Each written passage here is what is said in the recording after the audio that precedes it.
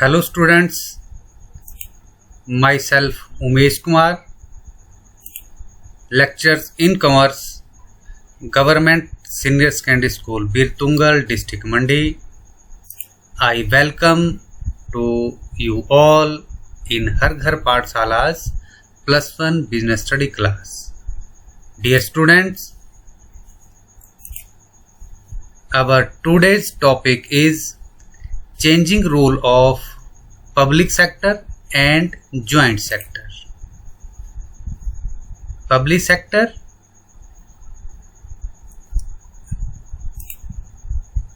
to drift the public sector from to private sector and joint sector. Let's start the topic discussion. Changing role of public sectors in Hindi, सार्वजनिक क्षेत्र की बदलती भूमिका। प्यारे बच्चों, यह बात पूर्णतः सत्य है कि सार्वजनिक क्षेत्र के उपक्रम देश के आर्थिक विकास के आधार होते हैं। इसके साथ ही इस बात से भी इनकार नहीं किया जा सकता कि इस क्षेत्र के उपक्रमों में अनेक कमियां हैं। यह देश के संतुलित आर्थिक विकास के लिए इनकी समस्याओं और कमियों को दूर किया जाना अति आवश्यक है। इसी बात के मद्देनजर वर्तमान में अनेक इनके प्रति सरकार का दृष्टिकोण बदलता जा रहा है। अब बात यह है कि इस दृष्टिकोण को कैसे बदला जाए। अब यह माना जाने लगा है कि जितना भी संभव हो सके सार्वजनिक क्षेत्र पर निर्भरता को कम किया जाना चाहिए। इसी प्रयास में सरकार ने अनेक ऐसे उद्योगों को निजी क्षेत्र के लिए खोल दिया है जो पहले इस क्षेत्र के लिए आरक्षित थे। ठीक है, रिजर्व थे ये। पहले ये क्या थे? रिजर्व थे। किसके लिए? सिर्फ सार्वजनिक क्षेत्र के लिए। लेकिन अब उसे हटा दिया गया है और उसकी जगह पर अब क्या कर दिया गया है? निजी क्षेत्र भी इस क्षेत्र में भागीदार हो सकता है। कुछ अन्य उद्योगों को पुनर्जीवित करने के लिए निजी क्षेत्र के लोगों को इनमें भागीदार बनाया जा रहा है। दूसरी ओर कुछ उद्योग ऐसे हैं जो सार्वजनिक क्षेत्र में ही चलाए जा सकते थे लेकिन घाटे में चल रहे हैं। इनके उत्थान के लिए अधिक निर्णय स्वतंत्रता और आवश्यक वित्तीय सुविधाएं प्रदान की जा रही है। संक्षेप में अगर हम कहें तो सार्वजनिक क्षेत्र के ढांचे में मूल चूक परिवर्तन किए जा रहे हैं। कहने का तात्पर्य है कि ये जो सार्वजनिक क्षेत्र के उपक्रम हैं जो घाटे में चल रहे हैं, उन्हें घाटे से उबारने के लिए उनमें निजी क्षेत्र की जो भूमिका है उसे बढ़ाया जा रहा है, यानी निजीकरण उनका किया जा रहा है। प्यारे बच्चों, बात करते हैं कि सार्वजनिक क्षेत्र की बदलती हुई भूमिका के लिए सरकार क्या कर रही है। Main steps taken by government, सरकार द्वारा उठाए गए मुख्य कदम किसके लिए? सार्वजनिक क्षेत्र के उत्थान के लिए। पहला पॉइंट है आरक्षित उद्योग की संख्या में कमी, reducing the number of reserved industries. प्यारे बच्चों, सन 1991 में पहले सार्वजनिक क्षेत्र में 17 ऐसे उद्योग थे जिन्हें केवल सार्वजनिक क्षेत्र में ही चलाया जा सकता था, यानी निजी का जो क्षेत्र था उनमें काम नहीं कर सकता था। अब यह संख्या घटकर 3 रह गई है। 17 में से कितने रह गए भी? 3, यानी 14 क्षेत्रों में निजीकरण हो गया। तो इनमें अब वो उद्योग शामिल हैं जो अब सिर्फ सरकार द्वारा ही चलाए जा रहे हैं। उनमें नंबर 1 है परमाणु शक्ति, एटॉमिक एनर्जी, नंबर 2 हथियार आर्म्स और नंबर 3 है रेलवे। तो प्यारे बच्चों, ये जो रेलवे है आज की डेट में इसमें भी निजीकरण किया जा रहा है। तो रेलवे का भी निजीकरण हो रहा है, यानी निजी क्षेत्र के लोगों की जो भूमिका है या भागीदारी है इसमें हो रही है। नंबर 2 पेशेवर प्रबंधक, प्रोफेशनल मैनेजर्स। प्यारे बच्चों, सार्वजनिक क्षेत्र में प्रबंधकीय अकुशलता को समाप्त करने के लिए आईएएस अधिकारियों को पहले नियुक्त किया जाता था, लेकिन अब आईएएस अधिकारियों की जगह जो पेशेवर प्रबंधक हैं उनकी नियुक्ति की जाने लगी है। यानी जो एमबीए है मैनेजमेंट में, जिन्होंने मास्टर डिग्री ली है या उससे ऊपर की पढ़ाई की है, उन्हें वहां पर नियुक्त किया जा रहा है। नंबर 3 MOU अवधारणा लागू करना, implementing memorandum of undertaking, MOU। इस अवधारणा के अंतर्गत सरकार सार्वजनिक उपक्रम के लिए निष्पादन लक्ष्य यानी परफॉर्मेंस टारगेट निर्धारित करती है। लक्ष्य तक पहुंचने के लिए पूरी स्वतंत्रता दी जाती है तथा वांछित सफलता प्राप्त न होने पर उपक्रम के प्रबंधकों के उत्तरदायित्व तो स्पष्ट कर दिए जाते हैं। और अगर हम शॉर्ट में कहें तो MOU के माध्यम से वायदे यानी कमिटमेंट्स एवं उत्तरदायित्व यानी रिस्पॉन्सिबिलिटीज का निर्धारण कर दिया जाता है।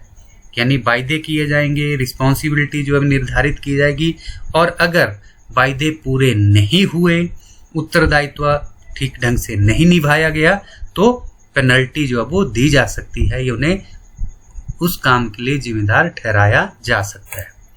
नंबर 4 है सार्वजनिक उपक्रमों का निजीकरण, प्राइवेटाइजेशन ऑफ पब्लिक एंटरप्राइजेस। सरकार द्वारा सार्वजनिक उपक्रमों का निजीकरण करना सार्वजनिक क्षेत्र की बदलती भूमिका का एक अहम कदम है। निजीकरण का अभिप्राय है सार्वजनिक उपक्रमों के स्वामित्व या प्रबंध को निजी क्षेत्र में हस्तांतरित करने से है। आजकल विनिवेश, डिसइन्वेस्टमेंट, नया शब्द आया विनिवेश।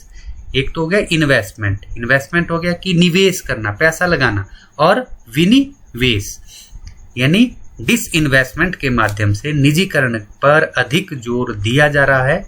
और यहाँ पर विनिवेश का अर्थ है सार्वजनिक क्षेत्र में सरकारी हिस्सेदारी को निजी उद्यमियों के हाथों में बेचने से। एक बार फिर से मैं रिपीट कर रहा हूँ, प्यारे बच्चों ध्यान से सुनेंगे।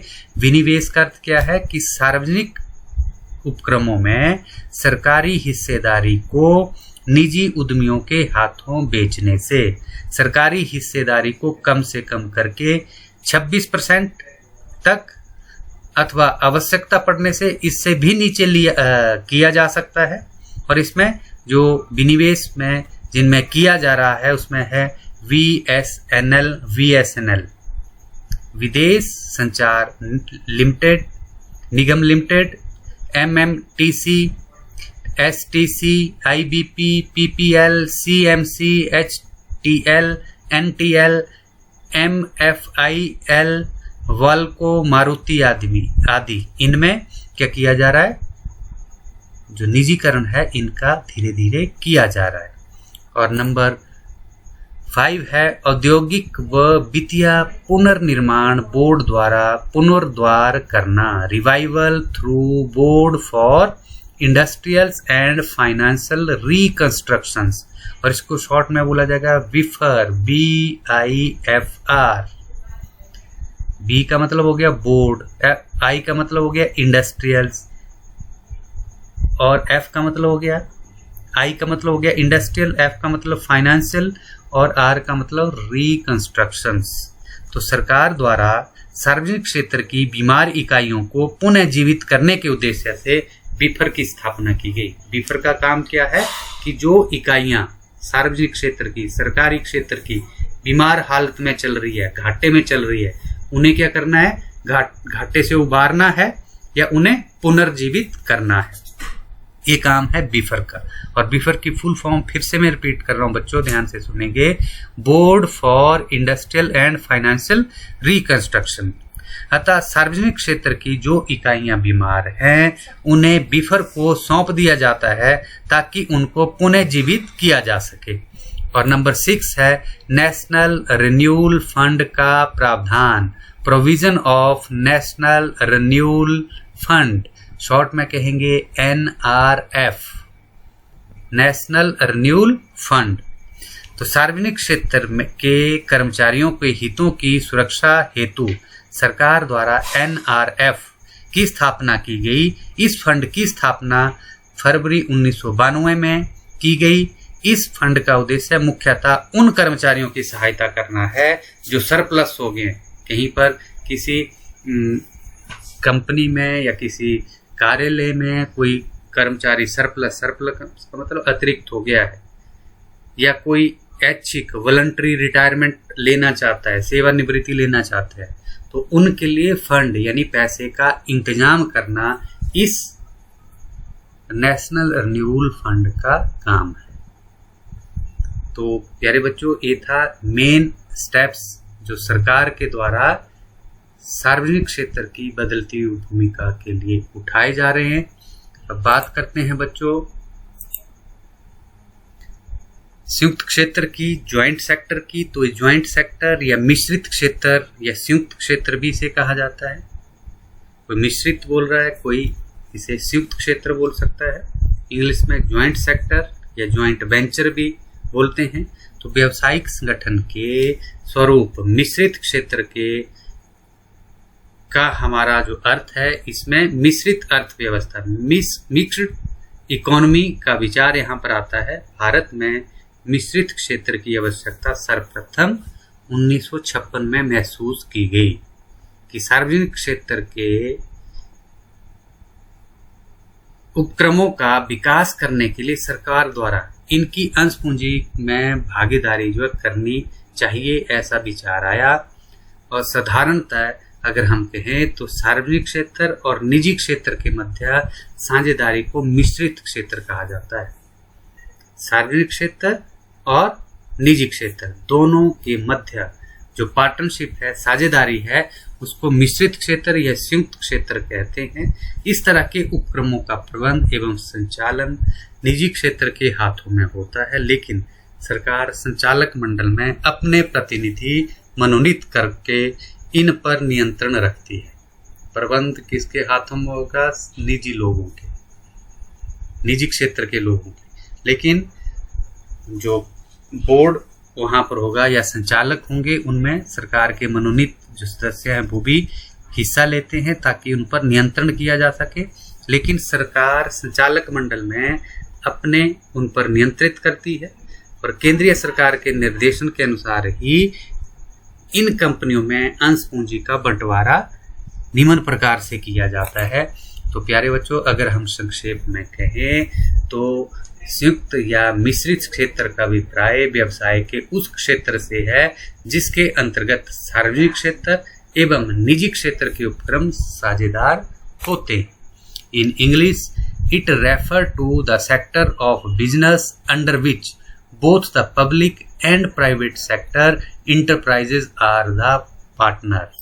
और इसमें जो भागीदारी होगी वो इस तरह से होगी बच्चों, गवर्नमेंट का जो शेयर होगा वो होगा 26%, प्राइवेट इंटरप्राइजेस का होगा 25% और पब्लिक यानी आम जनता का और जो वित्तीय संस्थाएं हैं, फाइनेंशियल इंस्टीट्यूशन हैं, उनका जो हिस्सा होगा वो कितना होगा? 49%। तो इस तरह से 100% हो गया।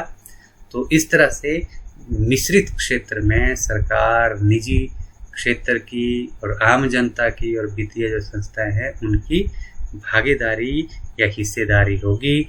और इसके जो भारत में मुख्य उदाहरण है वो है मद्रास फर्टिलाइजर्स, गुजरात फर्टिलाइजर्स।